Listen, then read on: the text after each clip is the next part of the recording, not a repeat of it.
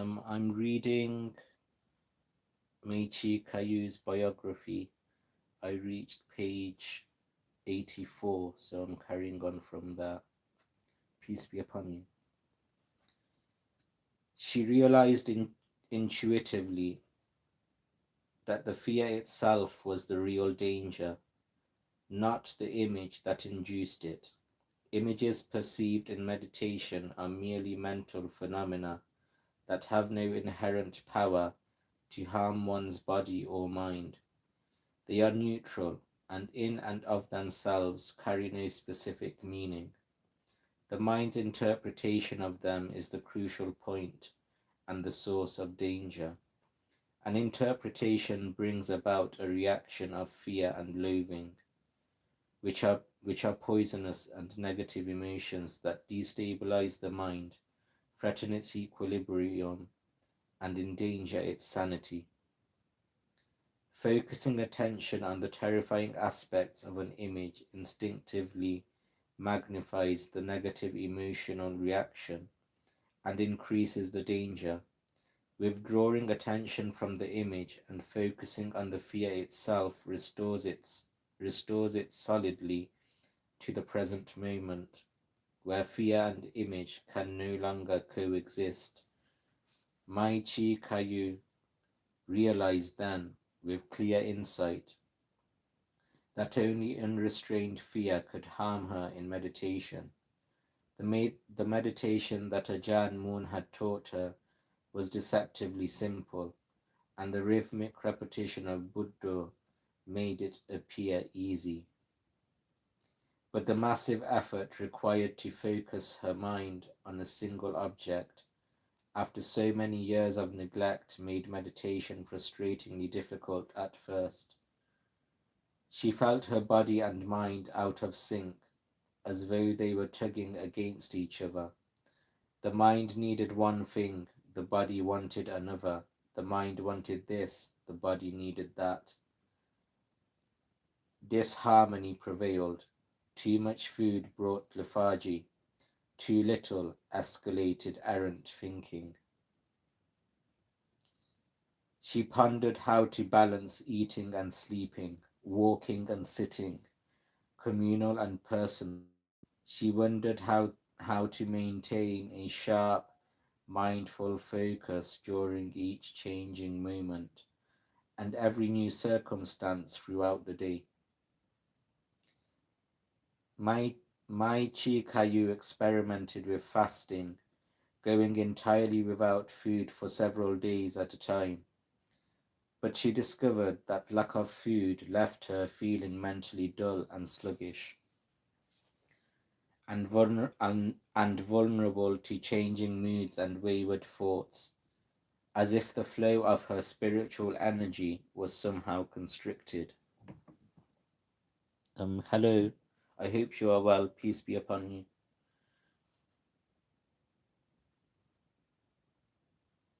That subtle hindrance seemed to lessen her motivation to intensify in meditation.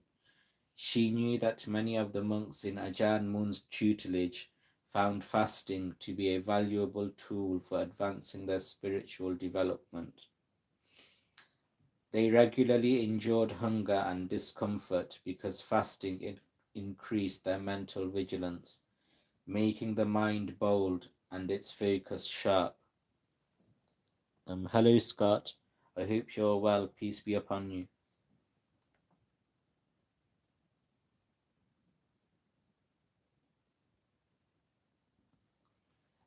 My intention's not to be famous, but thank you anyway.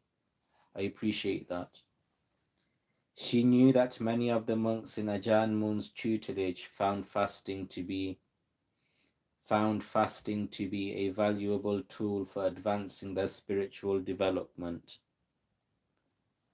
They regularly endured hunger and discomfort because fasting increased their mental vigilance, making the mind bold and its focus sharp.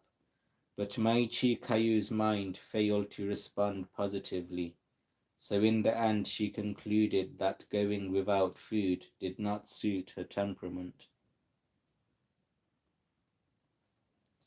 Going without sleep, however, was a different matter. Mai Chi Kayu passed most of the second month of her retreat in free postures, sitting, standing, and walking, but never lying down. She stared the sitter's practice as another experiment, an attempt to find a practical way of accelerating her meditation that took advantage of her natural strengths. She discovered that refraining from sleep rendered her mind so bright and sharp, so calm and serene, mindful and alert, that she practiced continuously for 21 days without ever lying down. With each day of sleeplessness, her meditation deepened and her confidence grew. Sharpened spiritual faculties made her courageous and daring, which coordinated perfectly with her bold and adventurous nature. Her unusual visions, more frequent than before, became more extraordinary as well, sometimes foreseeing future events or perceiving non-physical realms, at times revealing profound truths of the Buddha's teachings. Emerging from deep samadhi late one night, Maichi Kayu saw a vision of her body lifeless and stretched across a weaver's loom. Consumed by an advanced state of decay, the body was bloated and discolored, and the skin had split open, oozing pus. Writhing maggots, sleek and fat, were devouring the rotting flesh. The graphic realness of the vision shocked and frightened her. Suddenly she felt Ajahn Mun's presence close behind her, as though he were peering over her shoulder at the grotesque scene. Slowly, deliberately, he he reminded her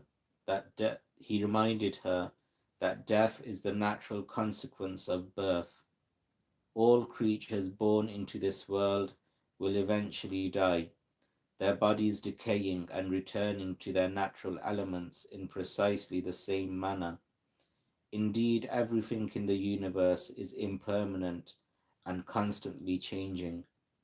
Everything will disintegrate and disappear. Although death is always with us, we rarely contemplate it. Ajahn Mun then instructed her that she must start to earnestly contemplate her own birth, aging, sickness, and death.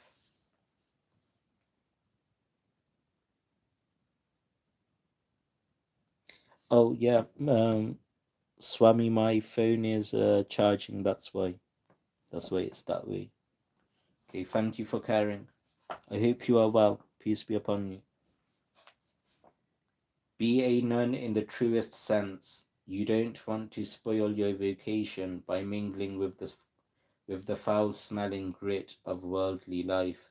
So don't glance back, longing for your home and family, stirring up a hornet's nest.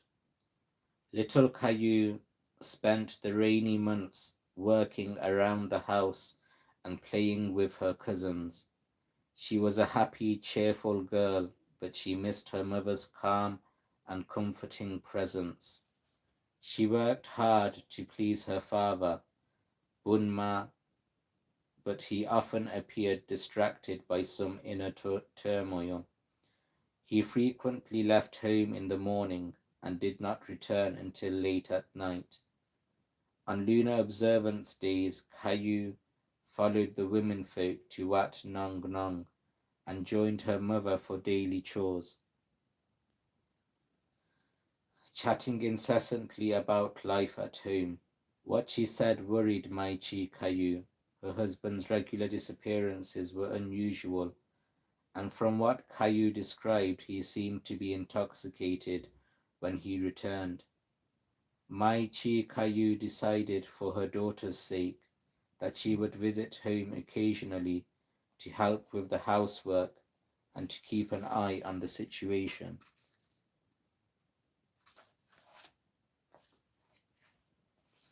Entering the house, her husband's absence was the first thing she noticed. Mai Chi Kayu spent whole days cleaning, laundering, and cooking for her daughter, but Bunma never appeared. During the last month of her retreat, Mai Chi Kayu went home once a week, but she never once caught sight of him. Rumors soon reached her that he was secretly having an affair with a woman from another village, a young widow with two children. She was told that he had started drinking and carousing in her absence. Maichi Kayu was repelled by her husband's behavior. Now weary of her marriage and wishing to make the noble path her life, the thought of returning home was unbearable to her. While Maichi Kayu was morally obliged to keep her word, her husband's failure to adhere to the fundamental rules of moral conduct jeopardized the future of their marriage. As the retreat approached its final days, Maichi Kayu agonized over her next course of action. She felt no desire to return to married life, but she was deeply concerned about the well-being of her daughter.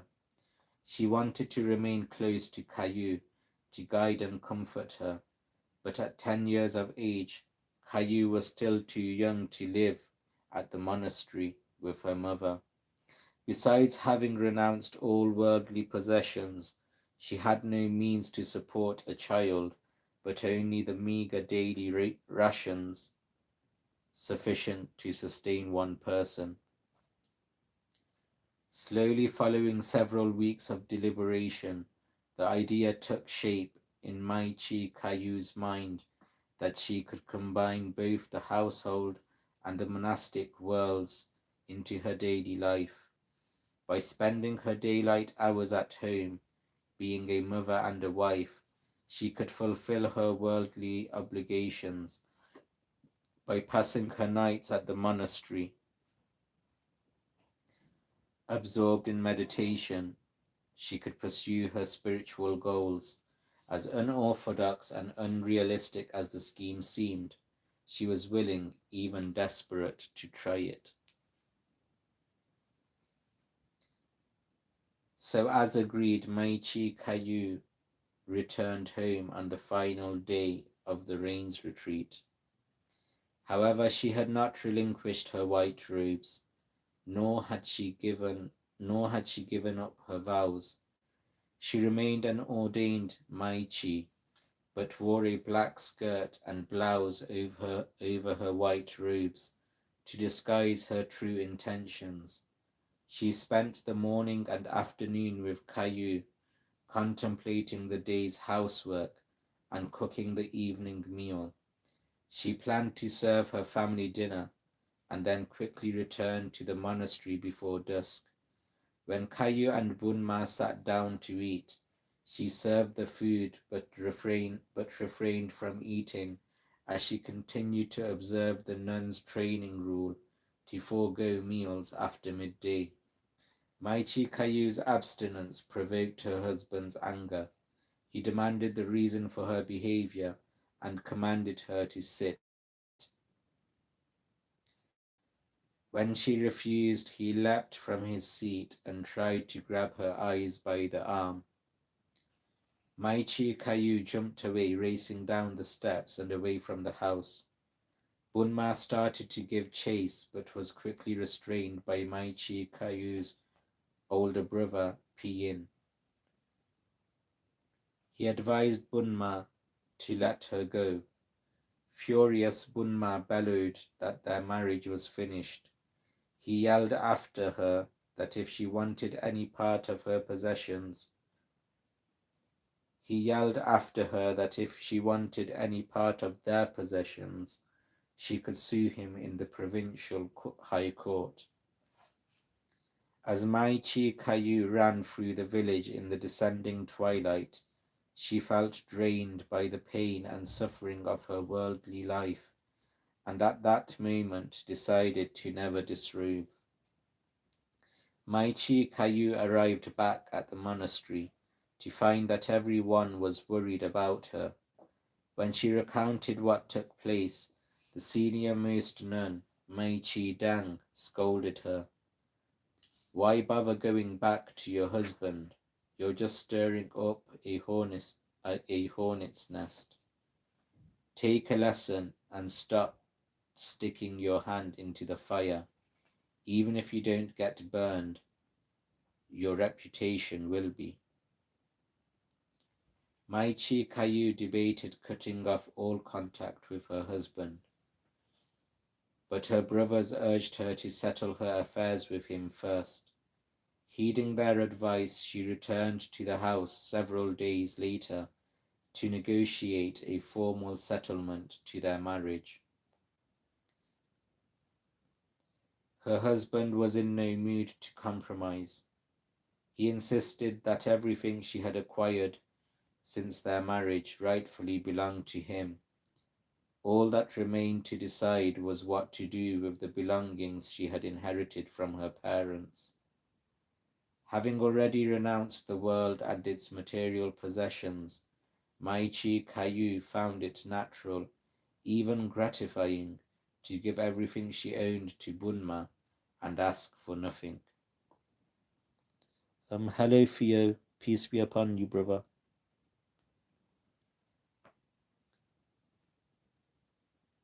Mai Chi Kayu found it natural, even gratifying, to give everything she owned to Bunma and ask for nothing, except this, that she be allowed to keep the small knife she had always used to cut betel nut. Her husband quickly retorted that she had acquired the knife during their marriage, and it was therefore his. With that final dismissal, Maichi Kayu completely turned her back to domestic life and relinquished all worldly possessions without exception. Having finalized the agreement, Maichi Kayu spoke privately with her daughter. Carefully and in detail, she told little Caillou about the events reshaping their lives and asked for her patience and understanding. Learning of her mother's intention to leave home for good, little Caillou pleaded with a childish innocence for the chance to accompany her mother and live with her at the monastery. With a heart heavy with sympathy, Maichi Caillou described the austere conditions of a nun's life. She explained that since she had now given everything to her father, she had no means to adequately support her daughter. Besides, the monastery wasn't a place to bring up a child. Gently but insistently, Maichi Caillou urged the child to remain with her father for the time being. She explained that Cayu's father had the resources to look after her needs and reassured Caillou that his wealth and property would be her rightful inheritance. When Caillou reached maturity, she could, if she still wished, live with her mother. Maichi Caillou would welcome her with an open heart and be her spiritual guide and companion for life. Reluctantly but obediently, Caillou finally accepted her mother's urging to remain with her father. Maichi Caillou walked back to the monastery in a quiet and pensive mood, replaying the pros and cons of her decision to permanently separate from her family and friends. In the end, her thoughts always came to rest with Prince Siddhartha, who left his wife and son and princely inheritance behind to follow the spiritual path unencumbered by worldly concerns. Although he abandoned universally honored parental obligations, he did so for the sake of the supremely noble goal of unconditional awakening to the truth of Dharma and the total destruction of the cycle of birth and death. Becoming a fully enlightened being, the Lord Buddha's achievement transcended all mundane sacrifices and all worldly conventions. Having freed himself from suffering, he had helped countless living beings to do the same, with the ultimate goal of the holy life clearly and unalterably fixed in her mind.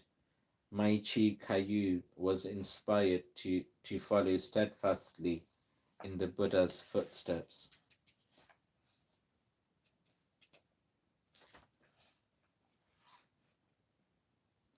Carefully observe the ebb and flow of defiling influences in your mind. Don't let them deceive you so readily. When you're skilled enough to catch their movements, you can transform their negative power into positive spiritual energy.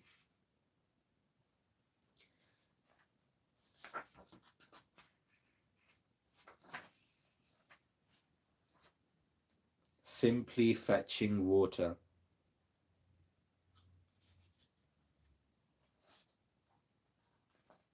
That's all for today, guys. Thanks for tuning in. Thanks to everyone who commented, liked, and viewed. Peace be upon you.